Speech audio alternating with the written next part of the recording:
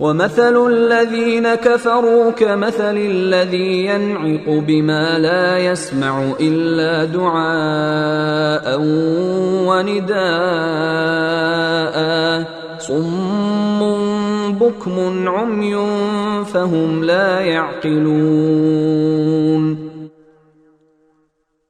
اور جن لوگوں نے کفر کو اپنا لیا ہے ان کو حق کی دعوت دینے کی مثال کچھ ایسی ہے جیسے کوئی شخص ان جانوروں کو زور زور سے بلائے جو ہانک پکار کے سوا کچھ نہیں سنتے، یہ بہرے، گونگے، اندھے ہیں، لہذا کچھ نہیں سمجھتے۔ یا ایہا الذین آمنوا کلوا من طیبات ما رزقناکم واشکروا للہ ان کنتم ایاہ تعبدون۔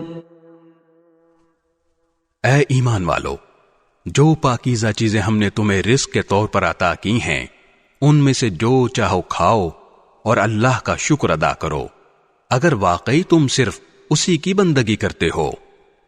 انما حرم علیکم المیتۃ والدم ولحم الخنزیر وما اہل به لغیر اللہ فمن اضطر غیر باغ ولا عاد فلا اثم علیہ ان اللہ غفور رحیم۔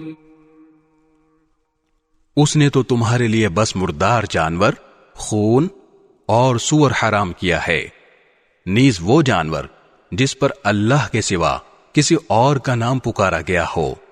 ہاں، اگر کوئی شخص انتہائی مجبوری کے حالت میں ہو اور ان چیزوں میں سے کچھ کھا لے جبکہ اس کا مقصد نہ لذت حاصل کرنا ہو اور نہ وہ ضرورت کی حد سے آگے بڑھے تو اس پر کوئی گناہ نہیں، یقیناً اللہ بہت بخشنے والا بڑا مہربان ہے۔